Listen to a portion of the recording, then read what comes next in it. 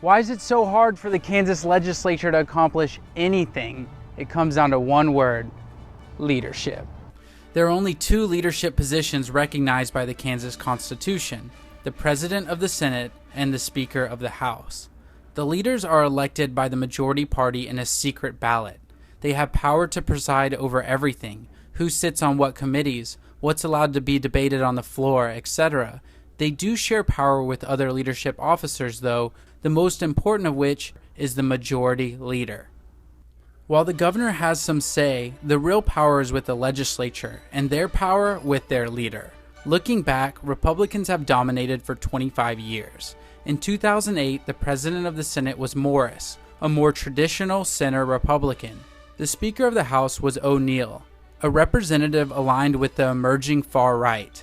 In 2010, the famous Citizens United Supreme Court ruling began the era of unlimited amounts of corporate money in the political process, and the Koch brothers burst onto the scene, dumping large sums into Kansas House races.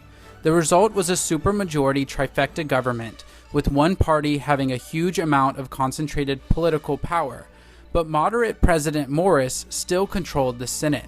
With the recession recovery going well and a surplus emerging, debate over tax cuts began, and Democrats and moderates wanted a property tax cut for everyone. But the new governor urged for the ambitious Kansas tax experiment of tax breaks for the wealthy and exemptions for limited liability companies. The bill originally included measures to offset the lost revenue by removing tax credits. But the offsets were taken out, leaving a wrecking ball bill.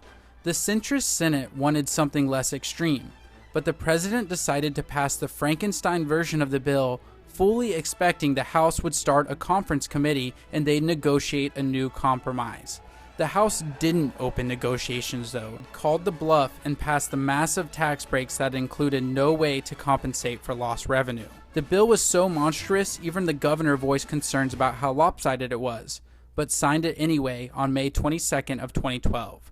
The Senate president's bad bluff may go down as one of the greatest political miscalculations in Kansas history.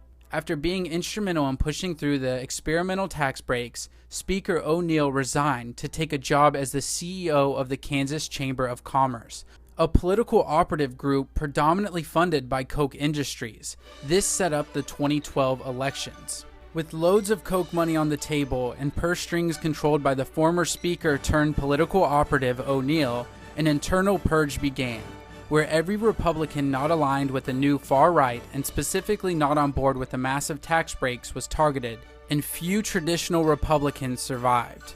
Merrick, O'Neill's former majority leader who had taken Lieutenant Governor Coyer's Senate seat, left the Senate to return to the House under arrangements to become the Speaker. Weigel, a far-right rising star, became Senate President, creating what was now not just a Republican supermajority trifecta, but a legislature dominated by far-right ideology.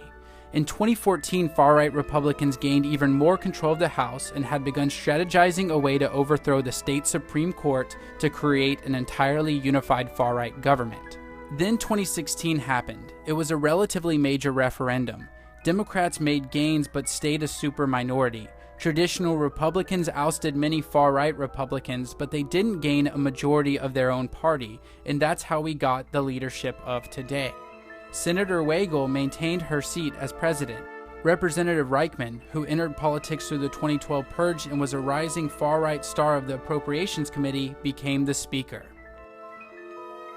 In Kansas, it's not as easy as talking about Democrats and Republicans. To really understand what's going on, you have to break down the factions within the Republican Party.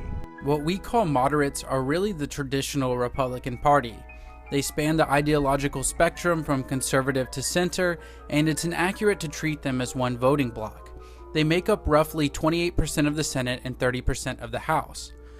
The far-right Republicans are defined by a blend of Austrian economics and theocratic authoritarianism, and that's because of special moneyed interest, namely Koch on the economic side and Kansans for Life on the social side. They make up roughly 50% of the Senate and 38% of the House.